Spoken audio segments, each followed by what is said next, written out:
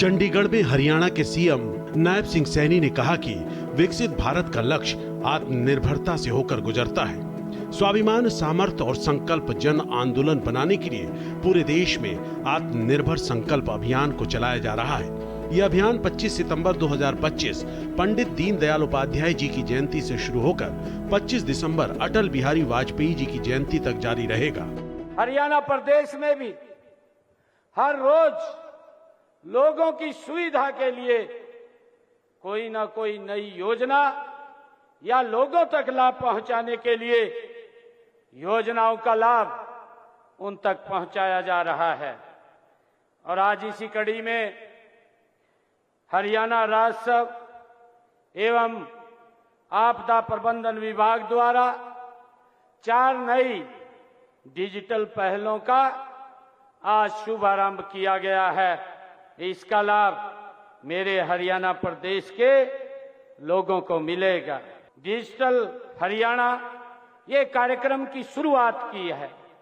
यह केवल एक कार्यक्रम नहीं है, बल्कि यह अंतिम पायदान पर बैठा हुआ व्यक्ति को सशक्त बनाने का ये एक माध्यम है।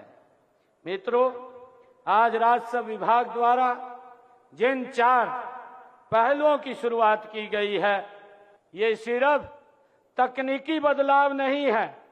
ये बदलाव सुशासन, पारदर्शिता और नागरिक सुविधा के नए अध्याय की ये शुरुआत है। पारदर्शी और त्वरित ये होना चाहिए। हमारा लक्ष्य है कि हम आम नागरिक को सरकारी दफ्तरों के चक्कर काटने न पड़े और सरकार स्वयं नागरिकों के द्वार पर पहुंचे। इसी संकल्प को और आगे बढ़ाते हुए राजस्व एवं आपदा प्रबंधन विभाग की इन 4 पहलों का आज शुभारंभ किया गया है। सीएम सैनी ने कहा कि आज मैं हरियाणा प्रदेश के 80 लाख लोगों को ये विश्वास दिलाता हूं कि राष्ट्रपति महात्मा गांधी जी के नेतृत्व में स्वतंत्रता संग्राम तक स्वदेशी ने हमेशा आत्मनिर्भरता का मार्ग दिखाया। हमें यही हमारी स्वतंत्रता की रक्षा और न्याय की क्रांति भी दे सकती है। आज देश के प्रधानमंत्री नरेंद्र मोदी भारत को विकसित राष्ट्र बनाने में जुटे हैं। कोर्ट के केस मैनेजमेंट सिस्टम की राजस्व न्यायालयों में जो लंबित मामले न्याय की राह में एक बड़े चुनौती के रूप में थे, न्याय में देरी न्याय से वंचित होने के समान है। अब राजस्व न्यायालयों में चल रहे मामलों की डिजिटल मॉनिटरिंग होगी। केस की स्थिति, तारीख और आदेश ऑनलाइन आपको उपलब्ध होंगे।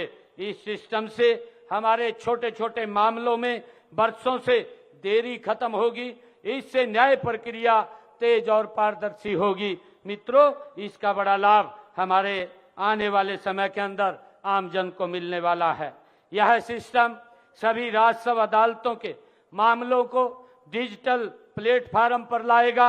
यह न केवल न्यायिक पारदर्शिता बढ़ाएगा, बल्कि लंबित मामलों के त्वरित निपटान में भी ये एक सहायक सिद्ध होगा, ताकि हमारे लोगों को दफ्तरों के ज्यादा चक्कर न काटने पड़े।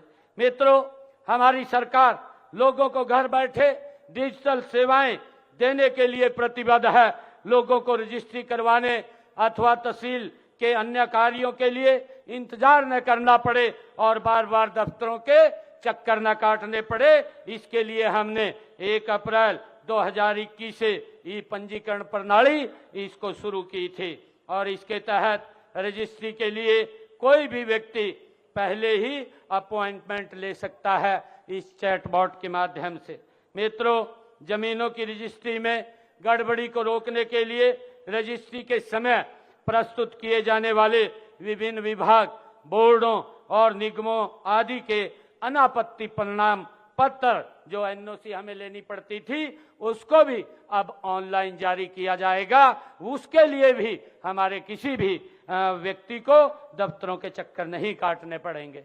मित्रों, हमने जब जन सेवा की ये बागडोर संभाली थी, तो उस समय प्रदेश में भ्रष्टाचार की गंगोत्री बहती थी। वाणिज्य एवं आवासीय परियोजना और कॉलोनियों के लिए लाइसेंस और सीएलयू देने के लिए सबसे बड़ा भ्रष्टाचार ये होता था। बीबीसी के नाम से हरियाणा प्रदेश में सरकारें चलती थी 2014 से पहले। आज हमने पूर्ण रूप से उस व्यवस्था को बदला है।